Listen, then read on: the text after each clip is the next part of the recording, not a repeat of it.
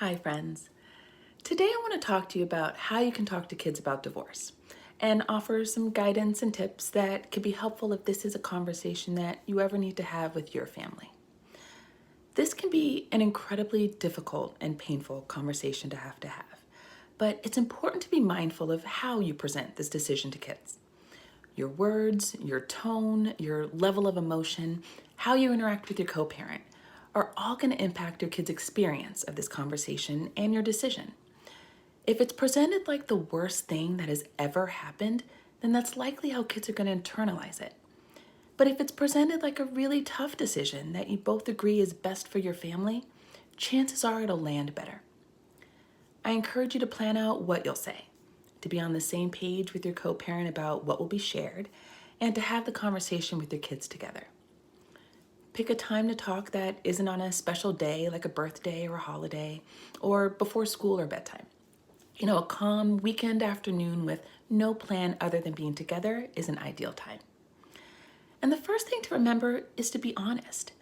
If you're getting divorced, use the word divorce. Don't try to sugarcoat what's happening.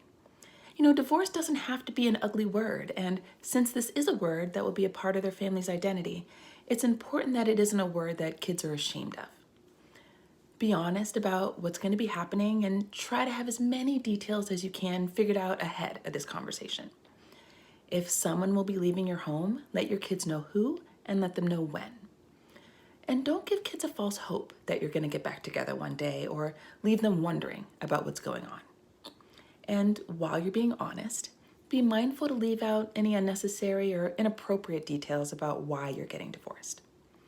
And whatever feelings you may have about each other really need to be put aside in this moment so that you can be a united and supportive team for your kids. Let kids know that what's going on between the two of you is a grown-up problem, and there's nothing that they did to cause your divorce. It is so important to reassure kids that they are loved, they're taken care of, and that the divorce isn't their fault. There's nothing they did to cause it, and there's nothing they can do to stop it. Let kids know that this was a really big decision, that you both spent a lot of time thinking about what was best for your family, and you both realize that you'll be happier if you live in different homes. Use language that isn't blaming, so this isn't your fault, it isn't their fault. Use words like we whenever possible, so saying like we aren't happy together or we know that this is best for our family. You could say sometimes the feelings that grown-ups have for each other can change, and they can become something that doesn't feel good. But the love that you have for them, that can never change like that. It is impossible. Your love for them only gets bigger and bigger.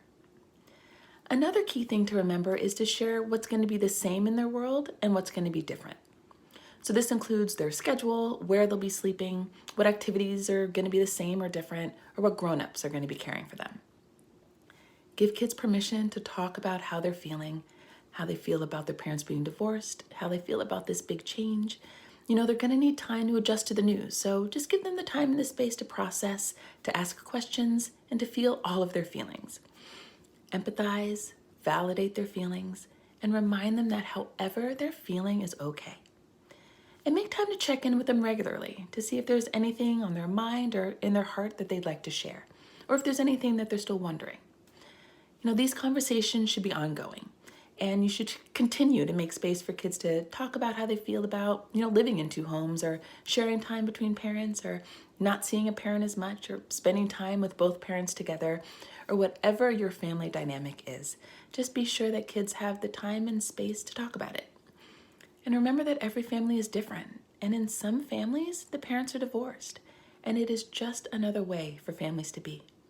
And with time and support and a dedication to co-parenting in a healthy way, kids can absolutely come out on the other side of divorce well adjusted, thriving, and with two loving and supportive homes.